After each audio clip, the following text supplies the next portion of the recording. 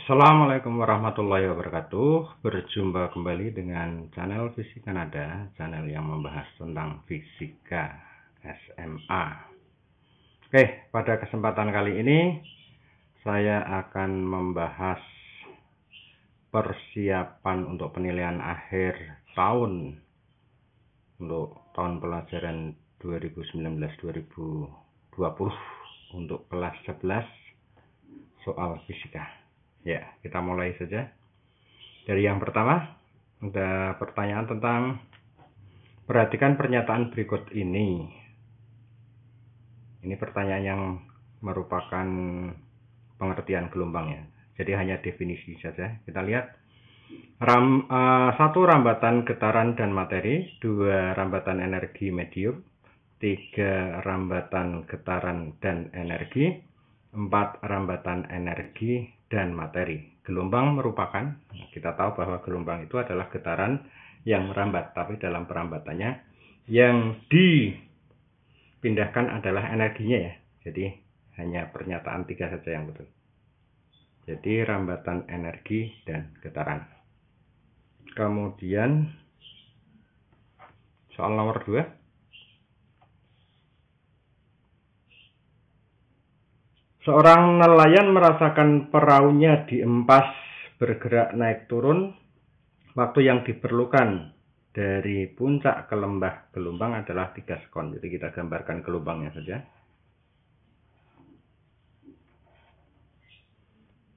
Ini gelombangnya. Ini misalnya tengah-tengahnya ya. Yang diperlukan dari waktu yang diperlukan bergerak dari puncak ke lembah. Nah, dari sini ke sini yang diketahui waktunya. Waktunya sama dengan 3 sekon. Nelayan itu juga mengamati bahwa jarak antara puncak gelombang adalah 12 meter. Jadi dari sini ke sini ini adalah 12 meter. Nah, waktu yang diperlukan oleh gelombang untuk mencapai pantai yang jauhnya 100 meter. Jadi jika ada pantai yang jaraknya 100 meter. Waktunya berapa yang diperlukan? Nah, gelombang merambat dengan kecepatan tetap, maka untuk mencari ini nanti V harus sama dengan S per T. Atau boleh nanti T-nya S per V. Nah, lalu dapatnya V dari mana? Kita lihat. Waktu yang untuk dari puncak ke lembah ini kan waktu setengah periode. Jadi setengah periode sama dengan 3 sekon. Berarti periodenya sama dengan 6 ya, 6 sekon. Kemudian yang 12 meter ini adalah jarak dari puncak ke puncak. Jarak dari puncak ke puncak ini memenuhi 1 bukit dan 1 lembah. Berarti ini panjang gelombang. Sehingga dengan mudah bisa kita cari V-nya sama dengan lambda per T. Hingga V ketemu, lambdanya 12, kemudian T-nya 6. Cepat rambat gelombangnya adalah 12 bagi 6 ya, 2 meter per sekon. Sehingga V ini lari ke sini, maka waktu untuk mencapai jarak 100 ya tinggal 100 dibagi dengan V-nya 2. Berarti berapa? Sama dengan 50 sekonnya.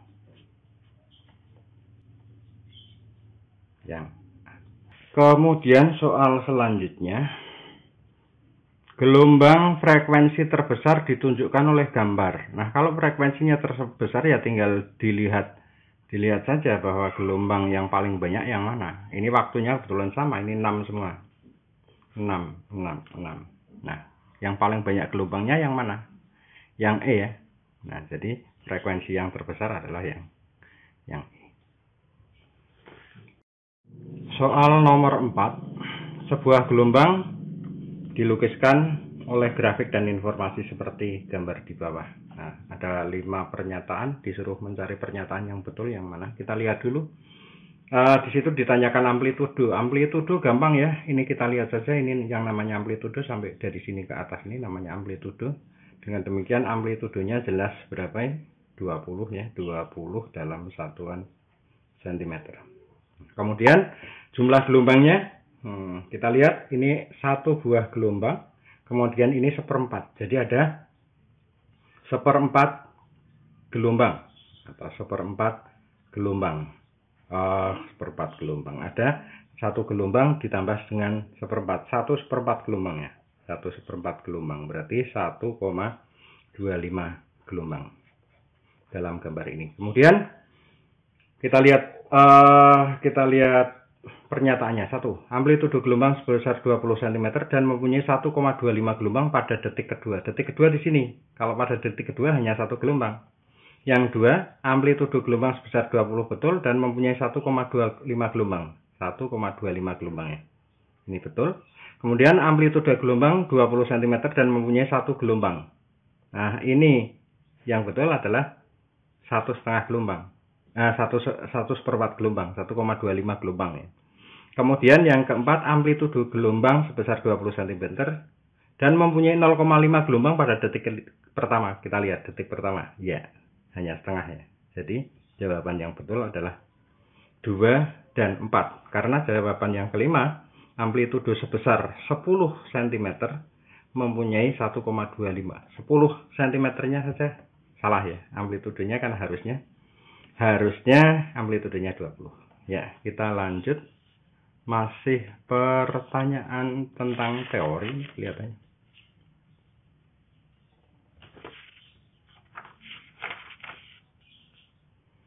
Di bawah ini yang bukan merupakan sifat-sifat gelombang longitudinal. Nah, ini soal yang berupa teori ya.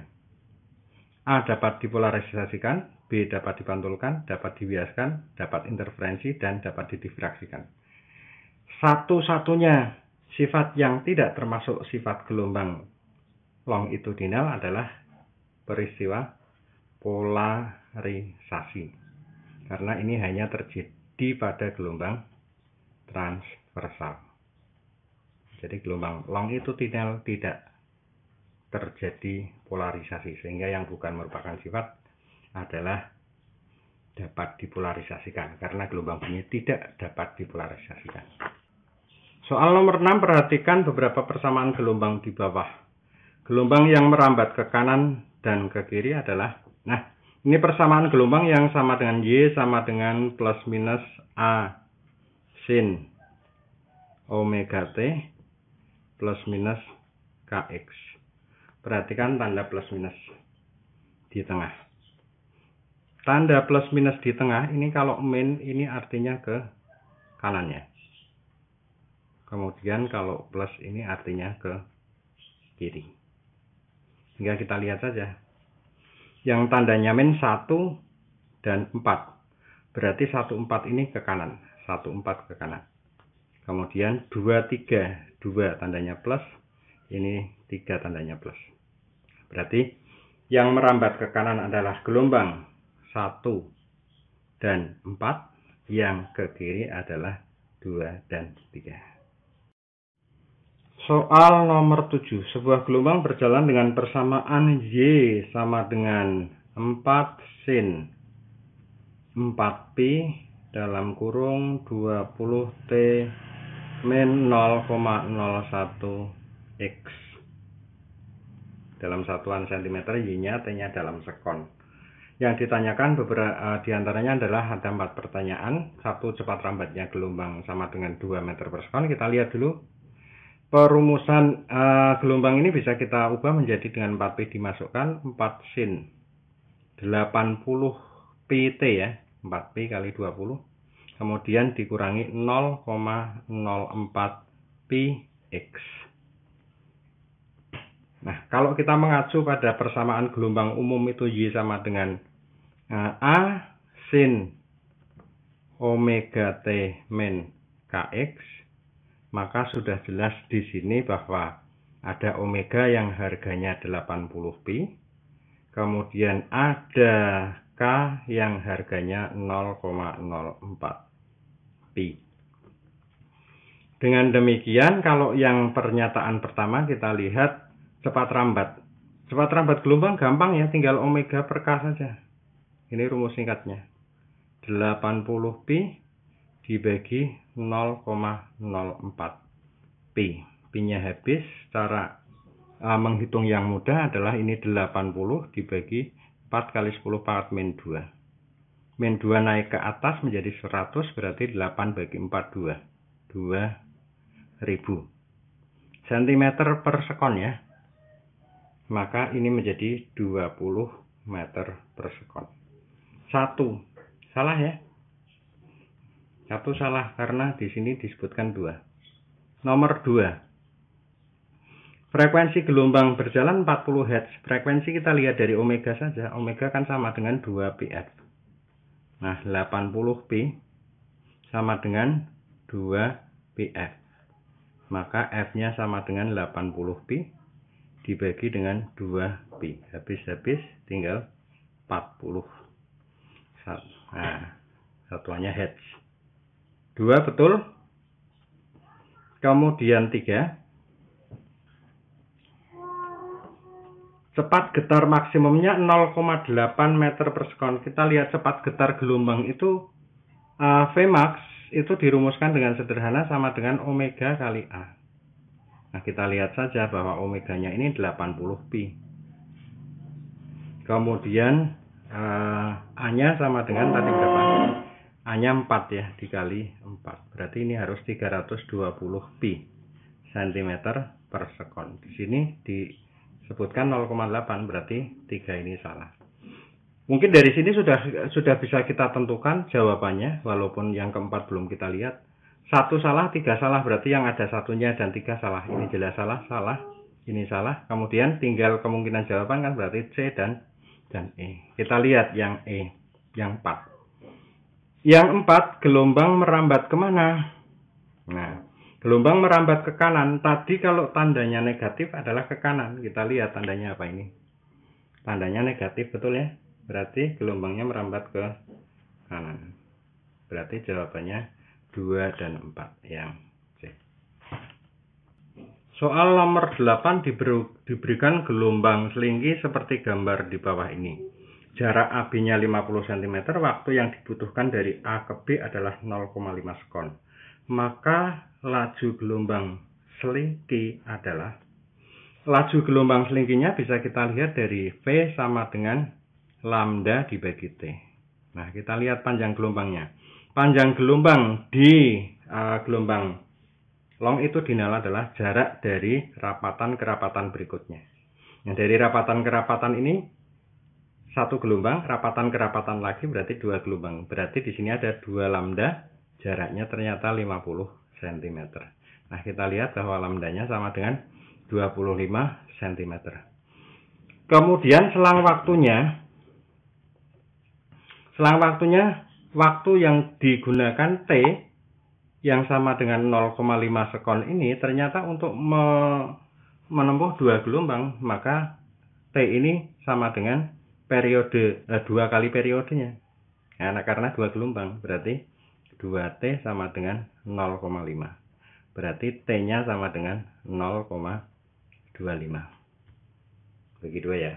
Nah, sehingga V-nya sama dengan 25 dibagi 0,25, berarti 25 kali 10 pangkat min 2. Nah, cara ngitung gampangnya begitu. 25 habis 1, tinggal 10 pangkat min 2 naik ke atas 10 pangkat 2. Atau 100. Tapi ingat satuannya ini dalam cm per sekon. Kalau mau jadikan meter per sekon ya gampang saja. 1 meter ya per sekon.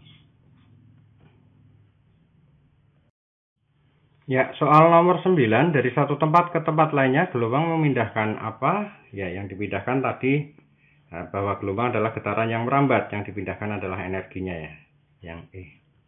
Kemudian soal nomor 10, seutas tali panjangnya 75 cm, digetarkan harmonik naik turun pada salah satu ujungnya, sedang ujung yang lain bebas. Jika perut kelima 25 cm dari titik asal getaran, maka panjang gelombangnya berapa? Jadi yang perlu kalian ketahui, ini boleh digambar dulu ya.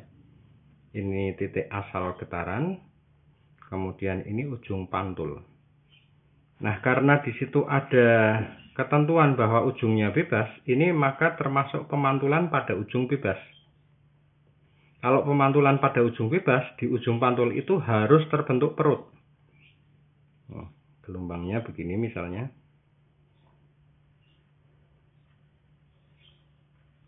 Ini gambaran kasar saja. Kemudian karena gelombang ini gelombang stasioner, maka gambarnya harus macam ini. Nah, ciri dari gelombang stasioner adalah terbentuk perut dan simbol. Jadi, di ujung pantul ini perut pertama, perut kedua, perut ketiga, perut keempat, perut kelima, dan seterusnya sampai titik asal getar. Dan ini simbol 1, simbol 2, simbol 3, simbol 4, simbol ke-5. Nah, perut ke-5 ini ternyata berjarak 25 cm. Sementara panjang talinya adalah 75 cm. Nah, yang ditanyakan panjang gelombangnya berapa? Lambdanya berapa? Soal seperti ini tidak usah menggunakan rumus umum yang sudah beredar itu. Kita tandai saja perut ke-5 berada di sini. Letak perut itu dihitung dari ujung pantul. Berarti yang ditanyakan yang merupakan letak perut yang sebetulnya adalah ini. Jadi kalau dari sini ke sini 75, ini 25, berarti 50 cm. Nah, kita lihat yang 50 cm ini terdiri dari berapa lambda? Caranya gampang, karena jarak perut ke simbol itu mesti 1/4 lambda. Kita lihat, ini 1/4 lambda, 1/4 lambda, 1/4 lambda. 1/4, 1/4, 1/4, 3/4, 1. Nah, 1/4 lagi, 1/4 lagi, setengah, 3/4, 1. Jadi yang 50 cm ini ternyata sama dengan 2 lambda. Kan gitu. 1/4, 1/4, 1/4, 1/4, 1. 1/4, 1/4, 1/4, 1/4, 1. Berarti 2 lambda. Sehingga 2 lambda sama dengan 50. Dan lambdanya sama dengan 50 dibagi 2. 25 cm. Sesederhana itu, tidak perlu menggunakan rumus yang harus dihafal. Soal nomor 11. Pernyataan berikut tentang intensitas bunyi yang benar adalah, ya, kita bahas dulu tentang intensitas bunyi itu I ya, sama dengan P per A. Sehingga kalau P ini daya, jadi energi persatuan luas, waktu, energi persatuan waktu. Kita lihat, energi persatuan waktu ini sering juga disebut dengan laju energi, atau laju tenaga, bolehlah. Nah, dengan demikian, yang namanya intensitas adalah laju energi atau laju tenaga persatuan luas. Nah, kita lihat. Yang A, laju perpindahan tenaga bunyi tiap satuan panjang. Bukan satuan panjang ya. Laju perpindahan tenaga bunyi tiap satuan lebar. Bukan juga. Tinggi juga. Bukan. Dan yang betul adalah yang D. Laju perpindahan tenaga bunyi, laju energi atau laju tenaga bunyi per satuan luas. Tiap satuan luas yang tegak lurus pada penjalarannya. Jadi yang D. Soal nomor 12. Jarak seorang pengamat di sebuah stasiun pencatat gempa 2 kali jarak pengamat B ke sumber gempa. Jadi gampangnya begini saja. RA ini RB. RA-nya 2 kali dari RB, berarti ini 2, ini 1. Gampangnya gitu sih. Apabila intensitas gempa pengamat B adalah, intensitas gempa di B sama dengan 8 kali 10 pangkat 4 watt per meter persegi. Maka intensitas di A berapa? Nah, ini soal yang gampang, jangan sampai keliru soal semacam ini. Jadi antara intensitas itu berbanding terbalik dengan jaraknya. Otomatis rumusnya menjadi IA per IB sama dengan RB kuadrat dibagi RA kuadrat. Sehingga ini bisa kita kerjakan, IA-nya ditanyakan, IB-nya 8 kali 10 pangkat 4 sama dengan RB-nya 1 kuadrat 1. Kemudian 1 kuadrat, ya ini 2 kuadrat. Sehingga IA per 8 kali 10 pangkat 4 sama dengan 1/4. Sehingga IA sama dengan tinggal kali silang, atau 8 kali 10 pangkat 4 dibagi 4 sama dengan 2 kali 10 pangkat 4 watt per meter persegi.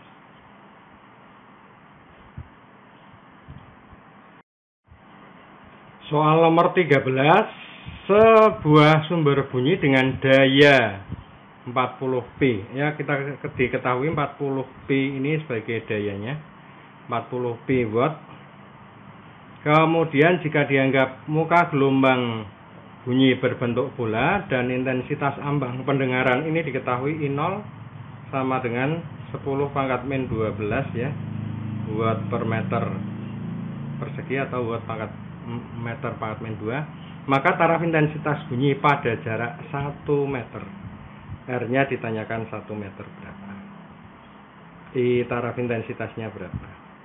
Ya, taraf intensitas bunyi itu bisa dicari dengan rumus 10 log I dibagi dengan I0. Nah, kita harus cari I-nya dulu karena I belum diketahui. I dirumuskan sebagai daya persatuan luas. Luasnya karena muka gelombang ini menjalar ke segala arah, maka luasnya merupakan luas permukaan bola. Berarti 4pi R kuadrat. Langsung saja kita masukkan P-nya 40pi dibagi dengan 4pi. R-nya adalah 1, berarti 1 kuadrat. Sehingga I-nya 4pi coret tinggal 10 ya. I-nya sama dengan 10 watt per meter persegi. Sehingga secara mudah bisa kita masukkan di sini. TI sama dengan 10 log 10 dibagi dengan 10 pangkat min 12. TI sama dengan 10 log.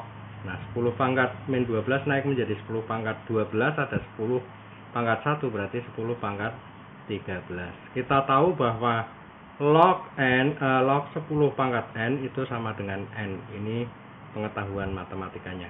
Maka log 10 pangkat 13 sama dengan 13, sehingga ini 10 dikalikan 13 sama dengan 130, yang satuannya adalah desibel. Ini taraf intensitasnya. Soal nomor 14, apabila kita hendak menaikkan tinggi nada suatu dawe, maka yang dapat dilakukan adalah frekuensi tinggi nada itu frekuensi ya. Frekuensi nada dasar dawe dirumuskan sebagai 1/2L akar F per mu, atau F0 sama dengan, kalau dicari rumus yang lain lagi adalah 1/2L akar F per rho kali A. Nah, sekarang kita lihat coba. Panjang dawe diperbesar. F0 berbanding terbalik. Kalau berbanding terbalik itu kan pengertiannya bahwa jika L besar, F0-nya kecil. Padahal kita hendak menaikkan. Berarti salah ya. Yang B, penampang dawe diperbesar. Kita lihat penampang itu A. A juga berada di bawah. Berarti berbanding terbalik walaupun dengan akarnya. Kalau ini kecil, ini besar. Kalau ini besar, ini kecil. Ini diperbesar. Berarti akan menghasilkan F0 kecil. Tegangan dawe diperkecil. F0 berbanding lurus karena F ini berada di atas. Tegangan adalah F. Berarti jika F-nya diperkecil, maka nadanya juga semakin rendah. Diganti dengan jenis dawe lain. Dawe lain berhubungan dengan mu atau massa jenis. Nah, ini tidak jelas gantinya dengan yang besar atau yang kecil. Sehingga ini bisa naik, bisa turun. Tidak ya. Berarti jawaban yang betul adalah panjang dawe diperkecil. Nah, ini kita lihat. Berbanding terbalik, kalau L kecil maka F0 menjadi besar. Soal nomor 15, gampang sekali ini.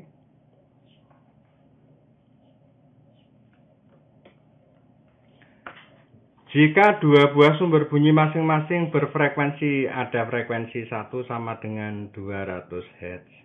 Kemudian frekuensi 2 sama dengan 250 Hz. Yang ditanyakan berapakah frekuensi pelayangan ya. Yang namanya frekuensi pelayangan itu tinggal frekuensi 1 dikurangi frekuensi 2 dalam tanda mutlak. Berarti sama saja yang besar dikurangi yang kecil gitu ya. Kita lihat selisihnya saja. 250 dikurangi 200. Ya berarti sama dengan 50 Hz.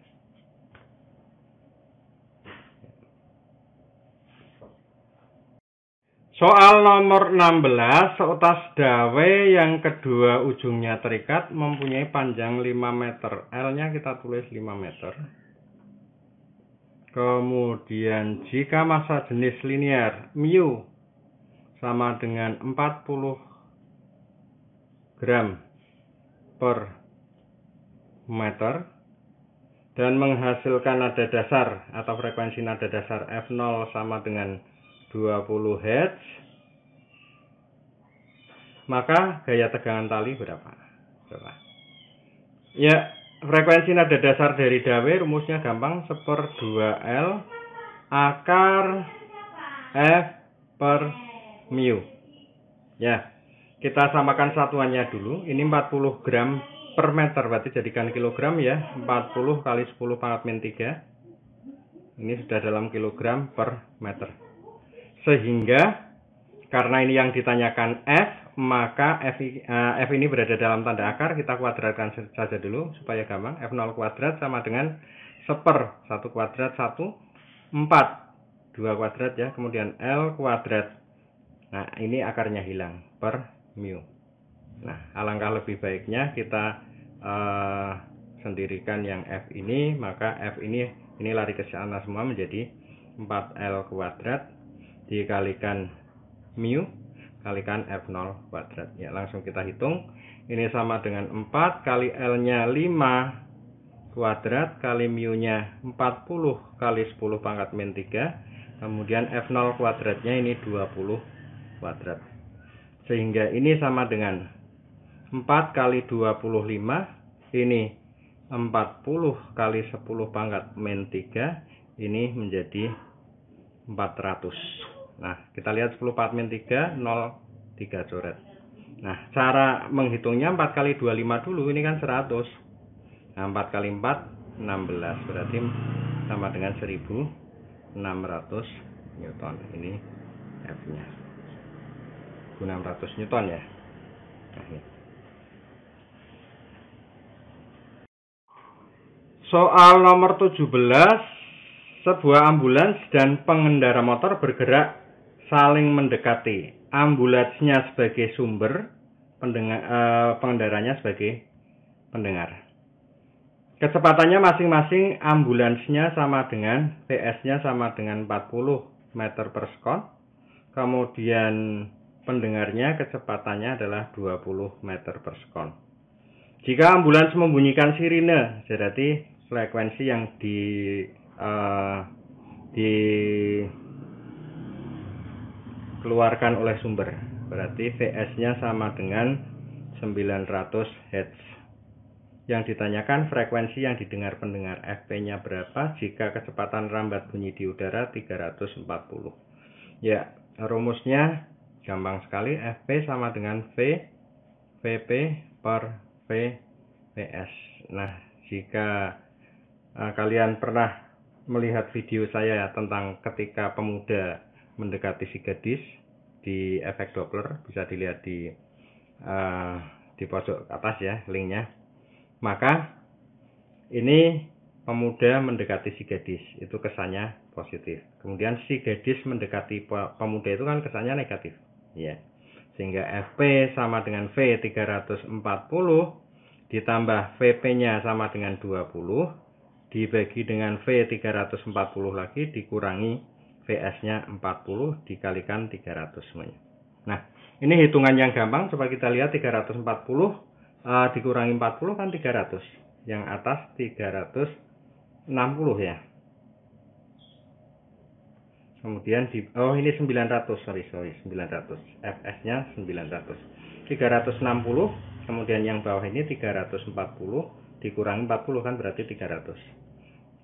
900. Nah, ini gampang nih. 0 coret, ini coret tinggal 3. Berarti 360 kali 3. 1080 Hz. Frekuensi yang didengarkan oleh pengendara.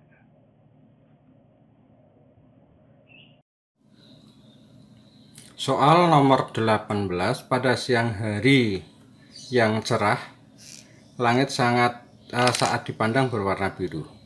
Warna langit tersebut disebabkan cahaya matahari mengalami, ini pengetahuan ya, langsung jawabannya adalah hamburan, peristiwa hamburan.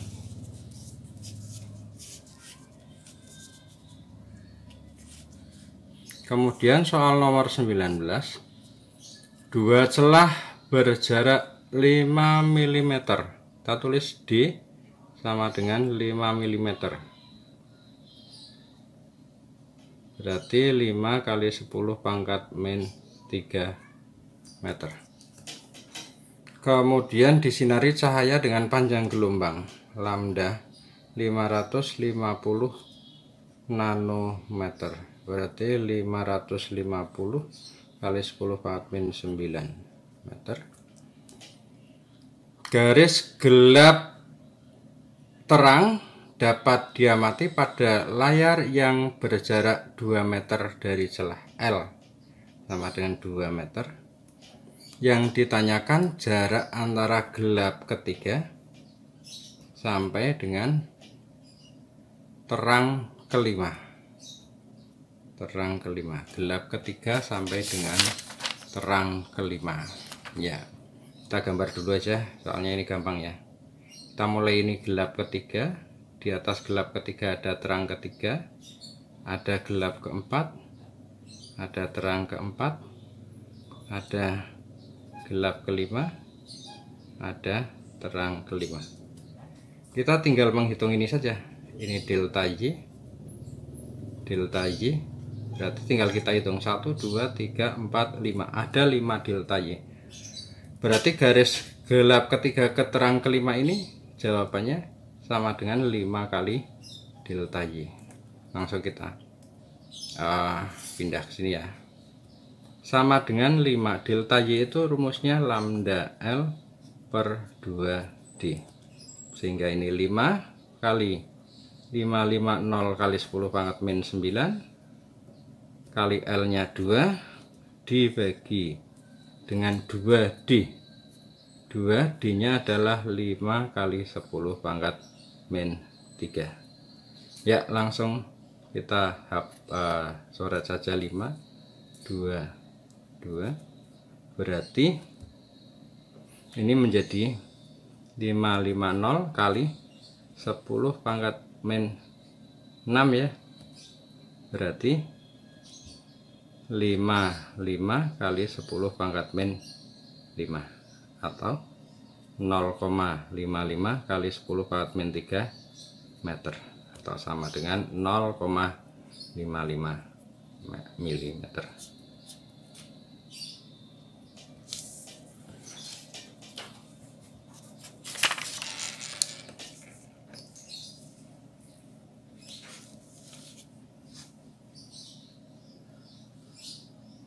Soal nomor 20, di sebuah laboratorium dilakukan percobaan yang salah satu siswa dalam kelompok percobaan menuliskan beberapa prediksi sebagai berikut.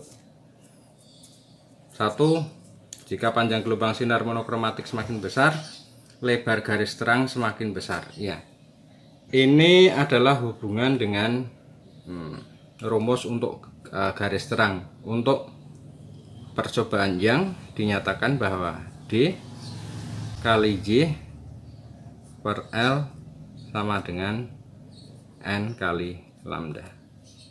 Coba kita perhatikan hubungan D dengan lambda. D dengan Y, lambda dengan Y berarti ini ya. Jika panjang gelombang sinar monokromatik semakin besar, lebar garis terang semakin besar. Lambda dan Y berbanding lurus. Jika ini semakin besar, maka ini juga akan besar. Berarti jika panjang gelombang sinar monokromatik semakin besar, lebar garis terang akan semakin besar. Betul. Tidak demikian untuk yang 2. Kalau 2 kan kebalikannya. Jika panjang gelombang sinar monokromatik semakin besar, lebar garis terang semakin kecil. Salah ya. Kemudian yang kedua, jika jarak 2 celah diperbesar, lebar garis terang. Nah, berarti ini hubungan antara D dengan Y. Nah, kalau hubungan dengan antara D dengan Y, rumus ini mau kita bikin D per L sama dengan N lambda per Y, ini kan berarti berbanding terbalik. Jika ini besar, maka yang ini harus kecil. Kita lihat. Jika jarak dua celah diperbesar ini besar, lebar garis terang semakin besar. Salah ya. Jika jarak dua celah diperbesar ini besar, lebar garis terang akan semakin kecil. Nah, ini yang betul. Jadi jawabannya adalah 1 dan 4.